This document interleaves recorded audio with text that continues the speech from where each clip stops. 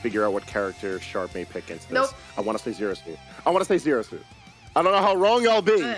Alright. But Zero Suit seems like a logical pick into Game & Watch, correct? I think I can't wait to laugh when you log about it. Why is it Pyra Mythra? I shouldn't have even tried. A reliable disjoint, lightning fast buttons, and one of the characters that actually doesn't really have to respect upbeat out of shield from Game & Watch. This is a really good pick. Yeah, it's a really good pick. But a good one nonetheless. It's funny how even before the stats started, you, my friend, you Hangman the 12 have already lost. So Regi Shikimi able to find that falling neutral, able to link a couple of up airs, doing what Game & Watch does best, juggling, dealing damage. I'm surprised we didn't see an F smash come out. Probably good on Regi for being a little bit reserved and going for the kill confirm, because you want to guarantee that hits. You want to guarantee that it kills. Whiffing against Pyra Mythra could be disastrous, and leaving them with a lot of damage but no sense of kill as Game & Watch makes the situation quite fraught. So being able to safely pressure them is probably the best of moves, and then just waiting for the kill to find its way naturally. That being said, playing a getaway game from Pyra is dangerous because you're playing with fire quite literally when it comes to those disjoints. I really like how Regi is playing right now, just going through like a lot of dashes, playing really safe, but the one time that they do get caught lacking, Sharp is going to find that upbeat and closes out that first stock. Regi is trying to scout out one of these landings with a neutral, but just hasn't been able to do so quite yet, but catches the landing nonetheless with a well-timed F-tilt, and now they're back to even Stevens. Oh my. Ooh, I actually really like the string off stage too. Just barely managing to return. 35% but look at the damage. Control. That is Mythra off stage with no double jump, but still manages to find his way back on. But at what cost? 78 and climbing. Just constantly staying aggressive. I think dash attack one of the best buttons that Game & Watch has for this matchup, because it's going to allow a low profile of any of those short sitting aerials that Mythra can bring out. And being able to press forward with an option like dash attack is going to give a lot of leverage to the aggressive play that we're seeing from Regi. I gotta say, it seems like in a lot of ways, Sharp is struggling to find ways to initiate against Game & Watch too much. Doesn't really like have like that idea of how to land on his shield, but Regi Shikimi doing a really good job catching that high recovery with the back hit. I do want to highlight, it seems like Regi is like especially comfortable in this matchup, having a very clear idea of where to position themselves to edgeguard properly through Mythra and how to trap landings against Pyra. And I feel like if there's any one matchup to express comfortability in, it's definitely this one.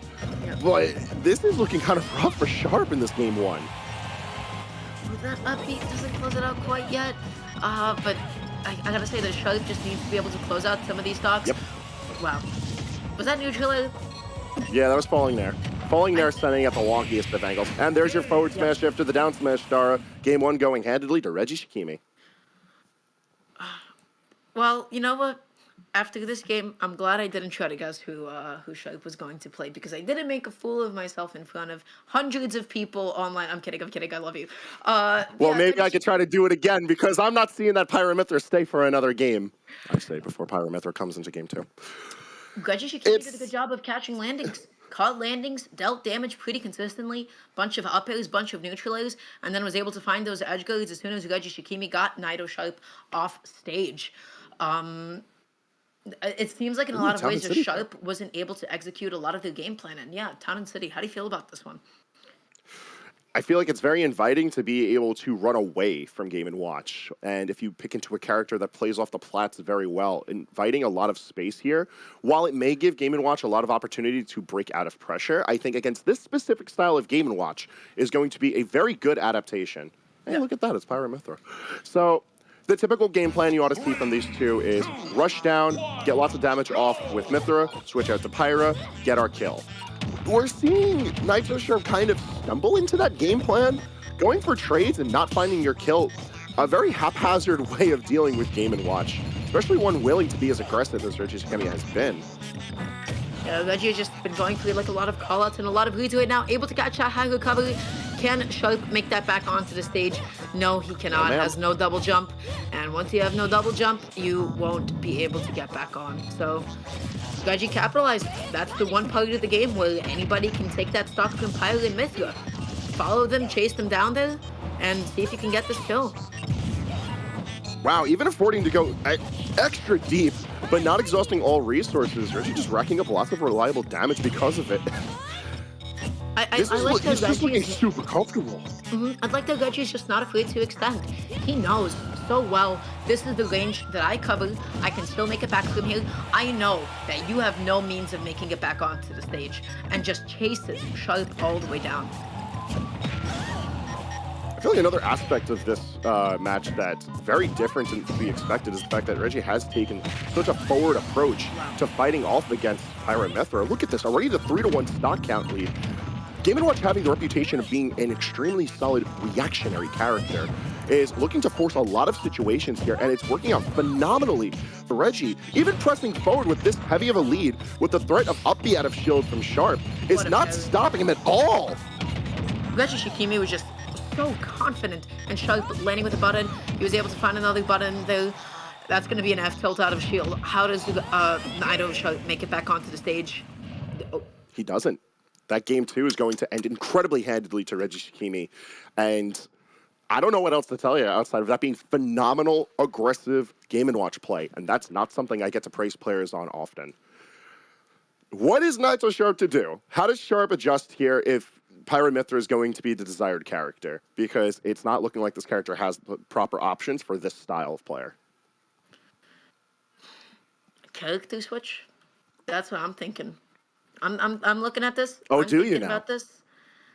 Well, I'm not even going to try to guess who Sharp has in mind, but I don't know what it is. But Regi Shikimi has just been so confident and just holding like such a dominant lead, has such a good understanding of not only how to juggle, but how to catch landings and how to find edge guards. And if you can do that against Pyra Mythra, you've solved the matchup for yourself.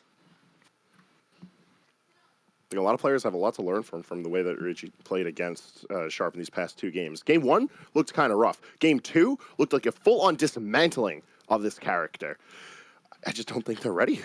I think it's just straight out and out how it goes. Like, I'm not going to try to predict this time, but I do want to say I don't think Pyra Mythra has a place in this game 3. It's Wolf. That's fine too.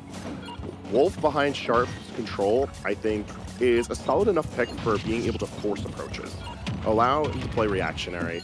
And when you see an aggressive Game & Watch, at least you get to play off of that notion that they're going to be rushing in. You just have to play accordingly. And with Game 3 bringing us to Stadium 2, that's a lot of distance. Around Regi Shikimi. Look at that. Look at that mobility. Constantly shoulder hopping over Regi's shield, trying to bait a preemptive option. And then because of just how amazing Wolf's airspeed is, Sharp has just been able to cross Regi up in such a way that there is no hope for them to be able to try to pressure Sharp. But look what at I find this the most range. interesting about this game through is that this has been such a heavily grounded battle. It's very reliant on the movement. You've already highlighted how comfortable Sharp is with moving around Regi, but also take note of how immediate the switch in game plan has been from Regi.